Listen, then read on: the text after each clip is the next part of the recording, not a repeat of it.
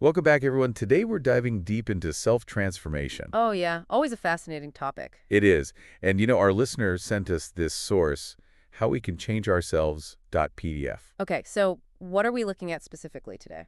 Well, we're going to tackle this big question. If we're basically products of our past choices, tendencies, all that, is real change even possible? Right, yeah, like how much are we really in control? That's something I think about a lot. Me too. And this excerpt, it offers a really unique perspective on that.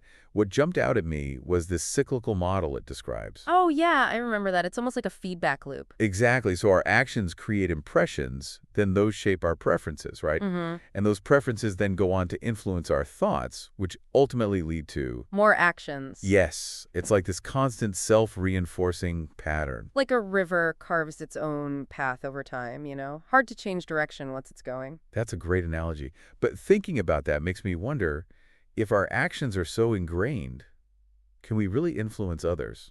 I mean, we've all got people who've inspired us, mentors, friends even, who've kind of shifted our perspectives. Yeah, you bring up a good point. The excerpt doesn't say we can't impact others. It's more nuanced than that. Okay, so how does it frame that influence? Well, we can inspire, guide, even sometimes, manipulate. But the real change, the kind that sticks, that transforms us from the inside out. It has to come from within. Exactly. We can offer support, knowledge, but the individual has to choose to walk that path. Right, like we can provide the right environment, but ultimately that seed's got to grow on its own. Perfect analogy. Think fertile soil, sunlight, water. You've set the stage, but that seed still has to make the effort to sprout. Totally.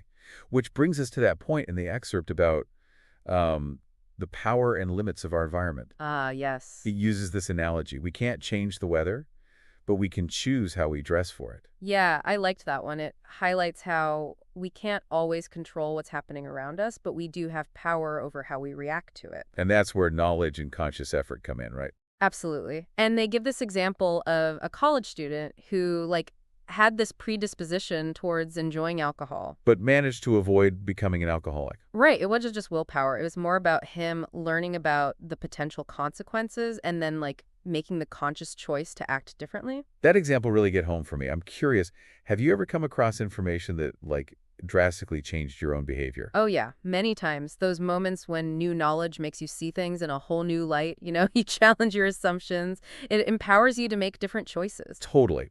But the excerpt goes even deeper, introduces this almost paradoxical idea about free will. Hmm. It argues that even finding a good teacher or mentor, it's a result of good actions we've taken in the past. Right. So we kind of have to be ready for change, already laid some groundwork through our past choices to even attract the guidance we need. It's mind-blowing, isn't it? It really is. Suggests that while our past shapes us, it doesn't totally determine our future. Opportunities for growth will always come up, but it's up to us to recognize them and then grab onto them. So it's like this age-old debate of nature versus nurture. Are we just products of our genes and upbringing, or do we have the power to break free? That's exactly what the excerpt wrestles with. It acknowledges the massive influence of our past, our nature, as you said, but it also lays out a path forward. It gives us these three, what it calls levers, to pull to make change happen: actions, knowledge, and preferences. And these levers, as they're called in the excerpt, offer a way to think about how we can get out of those deep-rooted patterns and make real, lasting changes. It all starts with our actions. Okay, yeah, let's unpack those levers a bit. This whole actions are the first lever thing, it's really got me thinking. What's the core idea there? Well, the excerpt says that by consciously choosing positive actions, things like kindness, discipline, even generosity, we kind of start to change our internal landscape. Interesting. Almost like we're making new grooves in our minds, swapping out those negative patterns for positive ones. It may feel forced at first, but if you keep it up, those new actions can become like second nature. So it's not just positive thinking, it's actually putting those thoughts into action. Is that what they're saying? Yes, spot on. It's about actively creating new experiences, and those experiences then shape our impressions and preferences. It's like a more proactive way to change our very nature, you could say. I like that, proactive. Okay, so then the second lever builds on this idea of conscious choice, right? And it emphasizes knowledge. Right. I'm kind of struggling with this knowledge as a lever thing. There's just so much information out there now. It's overwhelming. How do we even know what's actually good for us versus stuff that just reinforces what we already believe? That's a huge question. And the excerpt really stresses the importance of being discerning. It's not just about gathering any old knowledge. It's about finding the right kind. Okay, so what is the right kind then? The kind that shakes up what you think you know, that expands your understanding, helps you see the world in a clearer way. It's about being critical of the sources that are shaping your thinking. So it's like we have to become smarter consumers of information. Always checking, does this fit with my values? Does it help me grow, make me think differently? Exactly. It's taking an active role in shaping your intellectual landscape, just like we do with our acronyms. And then finally, we get to the third lever, preferences. And this is where it gets really tricky. Yeah, preferences feel so deeply ingrained, almost like they're part of our DNA. Can we actually change what we fundamentally like or dislike? The excerpt says we can, but it takes real effort. The key, it argues, is using the right knowledge, that stuff we were just talking about, to like challenge and eventually overrule those preferences that aren't good for us. So first you have to admit that some of your preferences, even if they feel natural, might be holding you back. Then you can use knowledge to help shift those preferences towards choices that, better align with your values, your goals, all that. You got it. It's recognizing that we're not just slaves to our desires. We can use knowledge and effort to make different choices, even when it's hard. And that's where the real challenge is, isn't it? It's one thing to understand these levers in your head, but to actually put them into practice. Yeah, it feels like we're talking about totally revamping how our minds work, like rewiring our brains to function in a whole new way. It's definitely not easy. But the excerpt offers some hope. It reminds us that change is a process, not just this one-time event.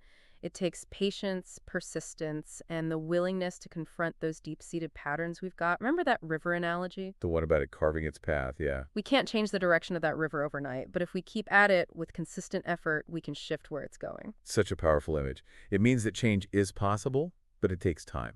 It's about building new habits, constantly searching for new knowledge, and actively choosing to align our preferences with our best selves. Exactly. It's a journey, not a destination.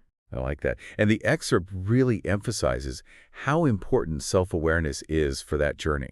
You got to understand your own patterns, your weaknesses, be honest about the stuff that sets you off. Yeah. It's like we need to become like archaeologists of our own minds, right? Digging through all those layers of past experiences and ingrained patterns to figure out what's really driving our behavior. That's a great way to put it. It's about uncovering those hidden beliefs, the assumptions that are often working below the surface. We don't even realize they're there. Right, exactly. And once we bring them to light, then we can start to challenge them, ask if they're even true, and maybe even choose to swap them out with something healthier. Yep. So it's recognizing that we're not fixed. We're not stuck repeating the same old patterns forever. We can actually evolve, grow, become more than just the sum of our past. Exactly. This excerpt, it's like a call to action, an invitation to take charge of our own evolution. It's realizing that we have the power to shape our own destiny, even if